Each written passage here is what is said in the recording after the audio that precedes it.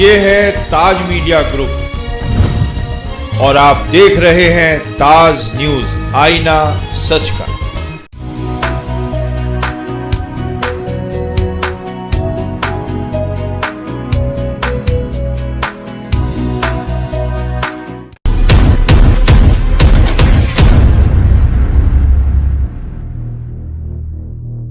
नमस्कार दर्शकों, स्वागत है आपका हमारे कार्यक्रम तर्कश में। जैसा कि आप जानते हैं, हम इस कार्यक्रम में उन विषयों को लाते हैं, उस विषय पर चर्चा करते हैं जो आपके जीवन को, हमारे जीवन को और पूरे समाज के जीवन को कहीं ना कहीं प्रभावित करता है। इस विषय में, इस कार्यक्रम में हम उन्हीं सब मुद्दों को लाने की बात करते हैं जो आज टीआरपी खोजती हुई मीडिया की धुंध में कहीं ना कहीं खो गए होते हैं। हम केवल उन्हीं विषयों पर अपने को केंद्रित रखने का प्रयास करते हैं। जहां तक इस कार्यक्रम की बात है, पहले युद्ध होता था, कोई बात ऐसी होती थी जिस पे कोई विवाद है तो युद्ध होते थे, आमने सामने सेनाएं होती थी, धनुष बाण चला करते थे और वो धनुष रखे जाते थे जिस पात्र में, उसको हम कहते थे तर्कश। लेकिन समय बदला है, विषय बदले हैं, बिंदु आते हैं, आरोप होते हैं, प्रत्यारोप होते हैं, कहीं ना कहीं अपने आरोपों को हवा में उछाला जाता है, आरोपों के तीर होते हैं। अपनी बात को कहने के लिए हम तीरों का इस्तेमाल करते हैं और जिस पात्र में आज के टाइम में हम रखते हैं, उसी कार्यक्रम का नाम है तर्कश।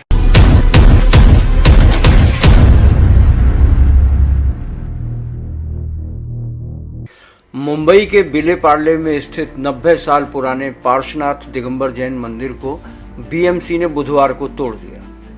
इस घटना से पूरे देश का जैन समुदाय गुस्से में है। मंदिर तोड़ने के विरोध में शनिवार सुबह अहिंसक रैली निकाली गई। इस मसले पर सियासत भी गर्म हो चुकी है। बीएमसी की कार्रवाई के बाद विपक्ष ने सरकार पर जमकर निशाना साधा। मुंबई में जैन मंदिर को गिराने की घटना से जैन समाज आक्रोशित है। इसी के साथ अब इस मामले ने राजनीतिक रंग भी लेना शुरू कर दिया है। जैन मंदिर को गिराए जाने पर कांग्रेस ने बीजेपी पर जमकर निशाना साधा और कहा कि बीजेपी सरकार ने मुंबई में मंदिर पर बुलडोजर चलवा दिया। 90 साल पुराने पार्श्वनाथ दिगंबर जैन मंदिर पर बीजेपी की सरकार ने बुलडोजर चलवाया है। इस घटना ने जैन समाज सहित पूरे देश को आहत किया है। हम इसकी कड़ी निंदा करते हैं। वहीं आम आदमी पार्टी ने एक्स पर लिखा कि इस समय भारतीय जनता पार्टी की गंदी नजरें देश में विभिन्न धार्मिक स्थलों की जमीनों पर है। इन जमीनों पर कब्जा करके वह अपने खास दोस्तों की देने की साजिश रच रही है।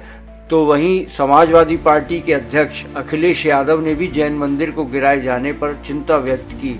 उन्होंने भाजपा सरकार पर पूरे भारत में शांतिपूर्ण जैन समुदाय को निशाना बनाने का आरोप लगाया। बीएमसी की कार्यवाही के बाद जैन समुदाय के लोग आक्रामक हो गए हैं। उन्होंने शनिवार को अहिंसक तरीके से अपना गुस्सा जाहिर किया। हजारों की तादाद में महिलाएं, पुरुष सड़कों पर नारे लगाते हुए नजर आए। सभी ने काली पट्टी बांधकर बीएमसी का विरोध किया। जुलूस के दौरान लोग नारे लगा रहे थे कि हम कमजोर नहीं हैं, मंदिर वहीं बनाएंगे। स्थानीय लोगों का आरोप है कि रामकृष्ण रेस्टोरेंट के मालिक के कहने पर जैन मंदिर को ध्वस्त किया गया है। वो परिसर में बार शुरू करना चाहता था, लेकिन मंदिर के कारण उसे लाइसेंस नहीं मिल सका, इसलिए उसने मंदिर की जमीन से जुड़े मुद्दे खोजकर उसे तोड़वा दिया।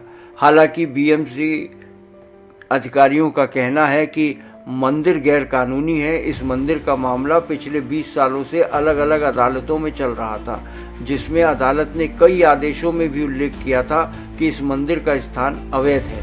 मंदिर के ट्रस्टी अनिल बूंदी ने मंदिर के बारे में बताया कि 1998 में 21 लाख रुपए में वह जमीन खरीदी गई जिस पर मंदिर बना हुआ था। उसके बाद लगभग 1800 वर्ग मीटर क्षेत्र में दिगंबर मंदिर का निर्माण कराया गया। सुप्रीम कोर्ट के पिछले आदेश में हमें निचली अदालतों में सभी दस्तावेज पेश करने की इजाजत दी गई थी।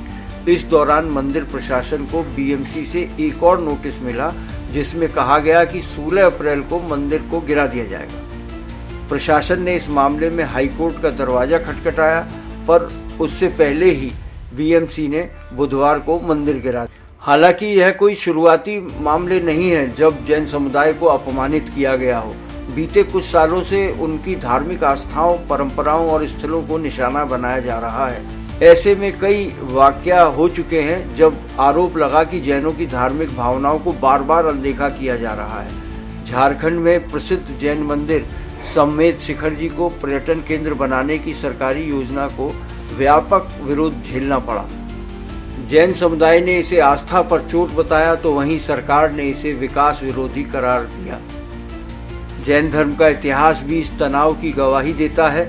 ऐतिहासिक रूप से देखा जाए तो जैन और बौद्ध धर्मों को तत्कालीन हिंदू सत्ता द्वारा अनेकों बार दबाया गया है।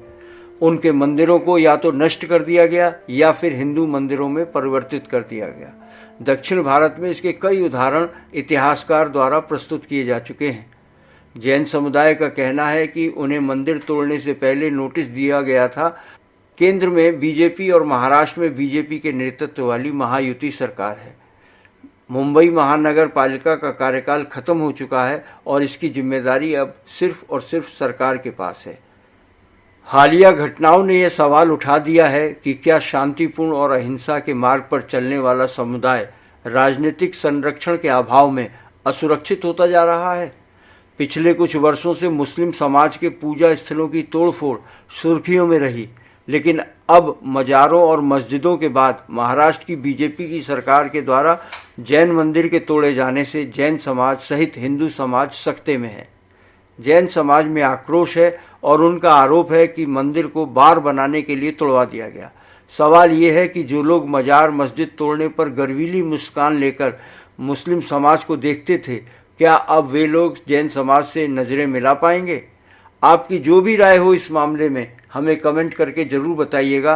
वीडियो अगर आपको पसंद आया हो तो लाइक और शेयर करें और अगर आप चैनल पर नए हैं तो सब्सक्राइब करें। फिलहाल के लिए इतना ही। जय हिंद।